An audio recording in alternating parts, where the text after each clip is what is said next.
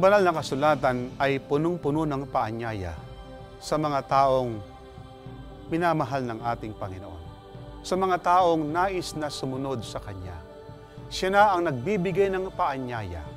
Kaibigan, sa banal na kasulatan ay merong mga propesiya sa Old Testament at ang mga propesiyang ito ay nagkaroon ng katunayan o pangyayari sa Bagong Tipan. Nais kong banggitin, kaibigan, ang isang propesiya sa banal na kasulatan.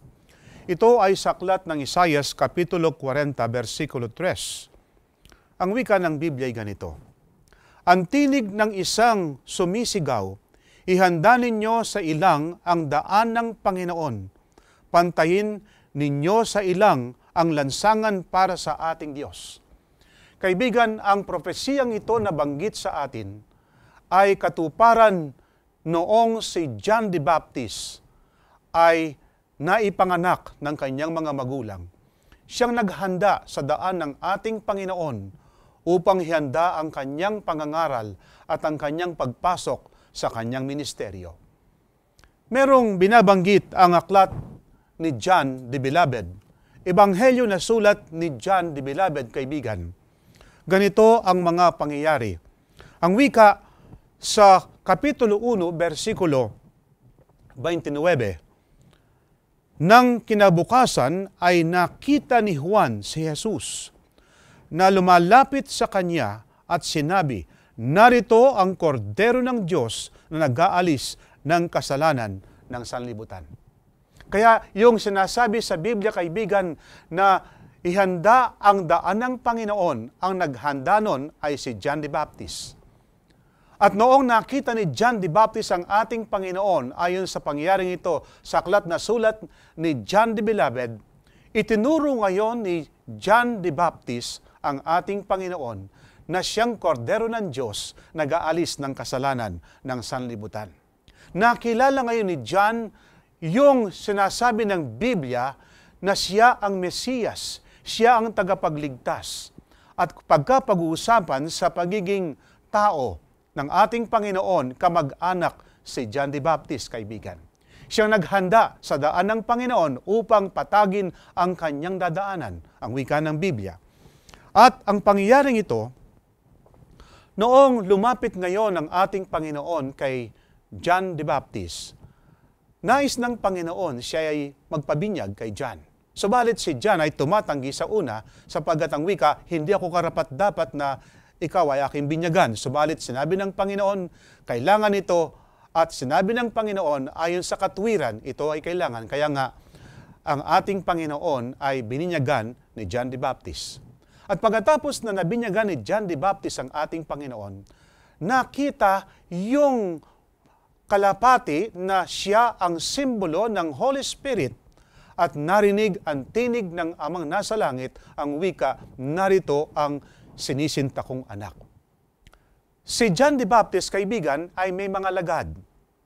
At isa rito, ang wika nga ng Biblia sa versikulo 34, at aking nakita at pinatuhanan ko ito ang anak ng Diyos. Nang kinabukasan ay muling nakatayo si Juan at ang dalawa sa kanyang mga lagad, versikulo 36. At kanyang tiningnan si Jesus samantalang siya'y naglalakad at sinabi, narito ang kordero ng Diyos. Muling ipinahayag ngayon ni John the Baptist ng ating Panginoon, siyang kordero, yung korderong pinatay nung una. Yun ang sinisimbolo sa Kristong magliligtas at si Kristong darating. Kaya sabi niya, narito ang kordero ng Diyos nag-aalis ng kasalanan ng sanlibutan. At pagkatapos ito, kaibigan, ng wika pa ng ating Biblia, at kanyang tiningnan si Jesus samantalang siya'y naglalakad at sinabi, narito ang kordero ng Diyos. At narinig siyang nagsasalita ng dalawang alagad at sila'y nagsunod kay Jesus. At lumapit si Jesus at nakita silang nagsisunod at sinabi sa kanila, ano ang inyong hinahanap? At sinabi niya sa kanila, Rabbi, na kung liliwanagin ay guro, saan ka tumitira? Nais nilang malaman saan ang tirahan ng ating Panginoon. Alam natin na simple ang tirahan ng ating Panginoon sapagkat sa kanyang pagiging tao, ang kanyang itinuring na ama, walang iba kundi si Joseph na isang karpintero. Kaya isang simpleng pamumuhay. Pero itong mga alagad na ito na dating alagad ni John the Baptist, sumusunod sila sa ating Panginoon sapagkat nais nilang makita saan ang tirahan ng ating Panginoon. At dahilan sa pangyayaring ito ngayon, ang wika ng Biblia, itinuro ng Panginoon kung saan siya tumitira, saan ang kanyang tahanan. Kaibigan, dahilan sa pangyayaring ito, isa sa alagad ni John the Baptist, ang pangalan ay si Andres, na kapatid ni Simon Pedro. Na noong itinuro ni John the Baptist ang ating Panginoon, simula noon, si Andres na ang pangalan, ang ibig sabihin ay manly, lalaking lalaki, ay sumunod na sa ating Panginoon. At sa kanyang pagsunod sa ating Panginoon, kaibigan, bago siya sumunod, siya muna ay nag-aral tungkol sa ating Panginoon. Ang wika sa versikulo 40 ng ganito, ang isa sa dalawang nakarinig ng pagkasalita ni Juan at sumunod sa kanya ay si Andres na kapatid ni Simon Pedro.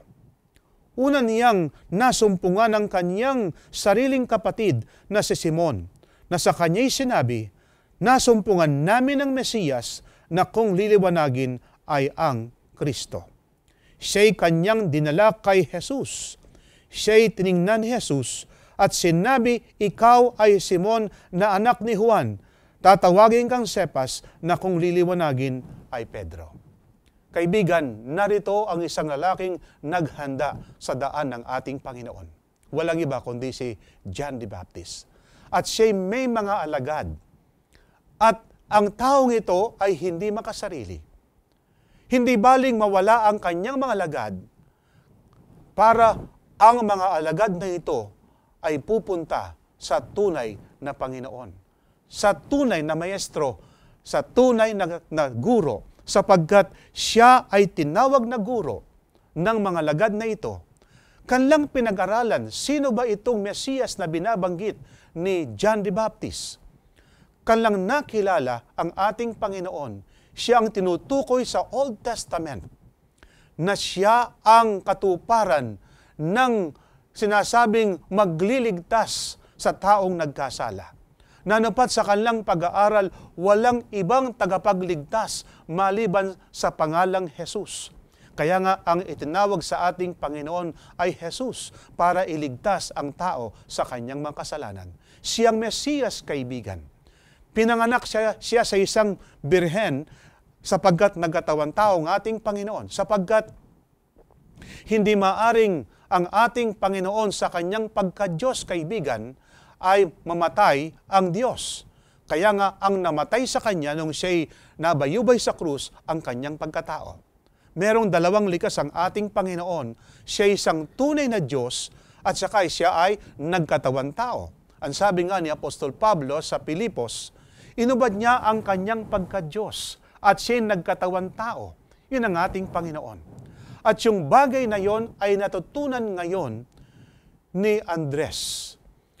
At nung kanyang napagtanto, kanyang nakilala ng ating Panginoong Jesus, siyang tinutukoy sa Old Testament na magliligtas sa taong nagkasala, na siya'y anak ng Diyos na nagkatawang tao. Simula noon, si Andres ay sumunod na sa ating Panginoon. At nung kanyang nakilala ang Ebanghelyo, nung kanyang nakilala ang tagapagligtas, ang wika ng Biblia, hinanap niya ang kanyang kapatid. Wala siyang inaksayang panahon, ang sabi nga ng mga komentarista, kundi noong nakita niya ang kanyang kapatid, ang wika sa ating Biblia, una niyang nasumpungan ang kanyang sariling kapatid na si Simon, na sa kanya'y sinabi, nasumpungan namin ang Mesiyas na kung liliwanagin ay ang Kristo. Kaibigan, hindi ka maaring magturo tungkol sa ating Panginoon kung hindi mo siya kilala. Kinakailangan basahin sa banal na kasulatan, makinig sa pag-aaral sa Biblia para iyong makilala kung sino ang ating Panginoong Jesus. May mga tao na gusto ng Panginoon sila maging saksi para sa Kanya. Yung mga taong tumanggap di umano sa ating Panginoon, na kinakailangan sila maging saksi ng ating Panginoon. Subalit, papaano ka maging saksi?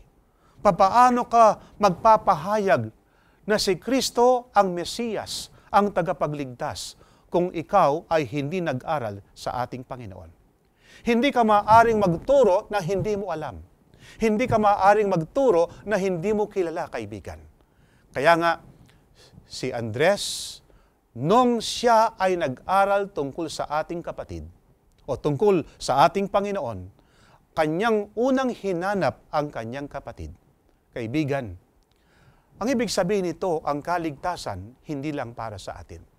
Dapat nating i-share, dapat nating ipahayag sa iba ang kaligtasan na pinagkakaloob ng ating Panginoon. Naalala ko, kaibigan, ang mga pangyayari sa banal na kasulatan na katulad ng sinabi ng Panginoon, kung ibig mong sumunod sa akin, ang wika niya, pasanin mo ang krus, ang sabi sa ating napag-aral noon.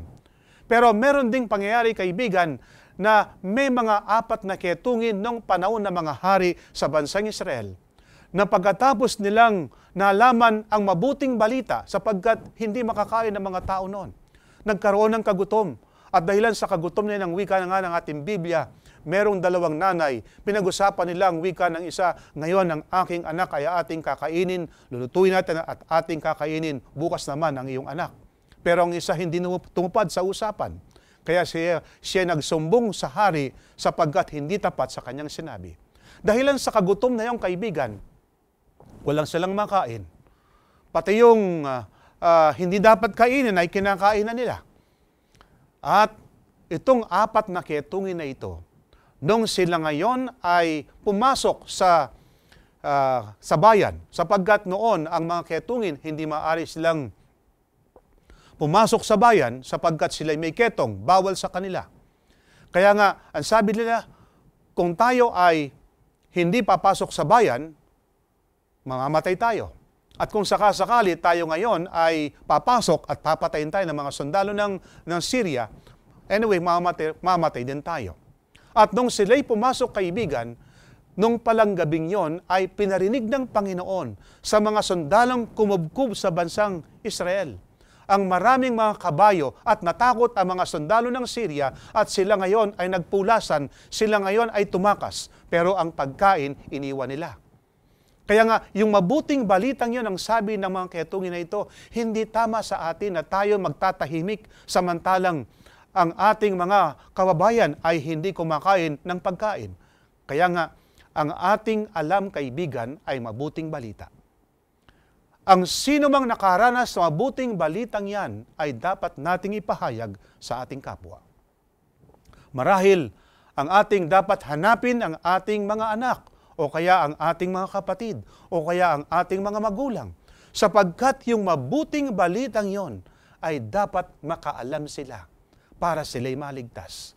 At ang wika ng Biblia, ang unang hinanap ni Andres, walang iba kundi ang ating Panginoong Jesus, o yung kanyang kapatid na si Simon Pedro. Sabi niya, kaibigan, kapatid ko, nakita ko ng Mesiyas. Nakita ko na.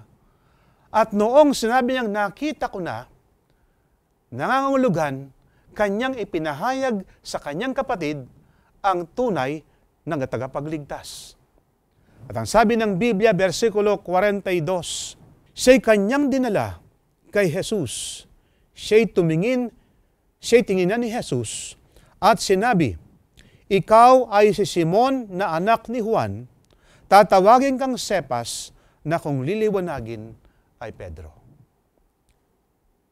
Kaibigan, walang pagbabago sa buhay ng tao maliban na sila ay hindi akain sa ating Panginoon. Maliban na sila ay hindi dalhin natin sa Kanya upang kanilang tanggapin ang ating Panginoon na kanilang tagapagligtas. Walang pagbabago sa buhay ng tao maliban ang power ng gospel ang magbago sa buhay ng tao. Kailangan niyong kaibigan. Kaya nga, ang ginawa ni Andres, Siya ay nag-aral tungkol sa Panginoon. He learned about Jesus. At pagkatapos na siya nag-aral ngayon, he preached about Jesus. Kanyang pinangaral ang ating Panginoon. At pagkatapos nito, ang pangatlo, kaibigan, he made an appeal to accept Jesus.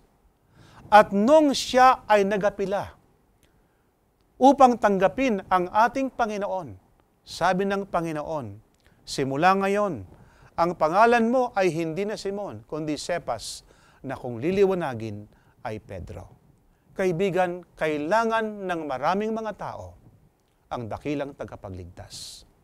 Sapagkat kung hindi tumanggap ang maraming mga taong ito sa ating Panginoon, walang kaligtasan. Kaibigan, bilang mag-aaral ng Biblia, bilang nakaalam sa dakilang pag-ibig ng Panginoon, ikaw ay kasangkapan ng Panginoon. Maaring isulat ng Panginoon sa langit ang kanyang pag-ibig at sabihin na ako ay umiibig sa inyo. Ang sabi nga ng Biblia ayon sa Juan 3:16, "For God so loved the world that He gave His only begotten Son," ang wika, sapagkat gayon na lamang ang pagsinta ng Diyos sa buong sanlibutan na kanyang ibinigay ang kanyang bugtong na anak upang ang sino mang sumampalataya hindi mapahamak kundi magkaroon ng buhay na walang hanggan. Kaibigan, maaring gawin ng Panginoon, isulat sa langit yung ganong klaseng salita, pag-ibig ng Diyos. Pero kaibigan, bilang nakaalam sa salita ng Panginoon, ikaw at ako ay nais ng Panginoon maging kanyang alagad, maging kanyang instrumento sa kaligtasan ng maraming mga tao. Kaya nga ang sabi ng Biblia, kung tayo ay hindi magsasalita sa dakilang pag-ibig ng ating Panginoon, maging mga bato ay magsasalita upang makilala ng mga tao ang Diyos ay pag-ibig. Kaibigan, maraming mga tao sa ating panahon ngayon nabubuhay, hindi nila alam na sila ay may kaligtasan sapagkat wala silang Panginoon sa kanilang buhay. Akala nila sila ay magkaroon ng satisfaction sa drugs, sa alak at sigarilyo. Pero kaibigan, ang mga bagay sa sanlibutan na ito ay hindi maaring makapagbigay ng tunay na kasiyahan sa buhay. Ang kasiyahan sa buhay, kaibigan, ay matagpuan lamang sa ating Panginoon. Kaya nga, ang ating topic ngayon ay may kinalaman sa come and see. Ikaw ay lumapit at tingnan mo. At pagkakita ng mga lagad kung sino ng ating Panginoon, sumunod na sila.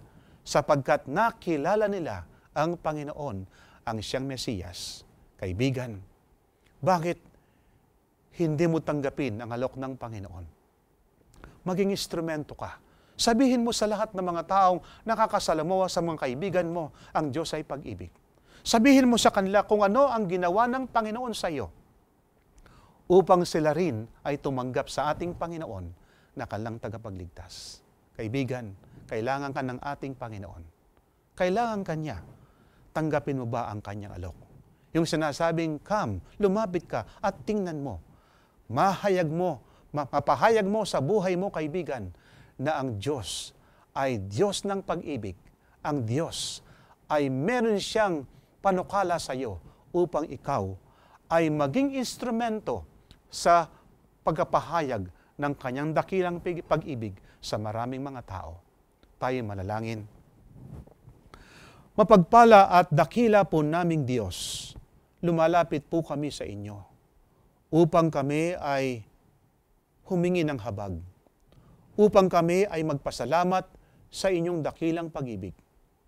Yayamang inyong pinakilala sa amin, Panginoon, na ang katotohanan at nais nyo kaming maging instrumento sa pagkapahayag ng iyong dakilang pag-ibig. O Panginoon, ang aking kaibigan, na pagkatapos narinig ang pabalita, nawa siya'y maging instrumento sa kaligtasan ng maraming mga tao. May pahayag sa magitan ng kanyang pamumuhay na meron kaming Diyos na umiibig sa amin, na meron kaming Diyos na nagmamalasakit sa amin. O dakilan Diyos, salamat po sa inyong pagtugon sa aming panalangin, sa pangalan po ng aming Panginoong Hesus. Amen. Kaibigan, Pagkatapos mong nakilala ang Diyos ay Diyos ng pag-ibig at nais niyang ikaw ay maging instrumento sa pagkapahayag ng kanyang pag-ibig, ang aking pamahanig sa iyo, kaibigan, tumugon ka sa kanyang panukala. At sa ating muling pag-aaral, kaibigan, nawa mabuksan muli ang panukala ng Diyos sa iyo. Pagpalaing ka nawa ng ating Panginoon.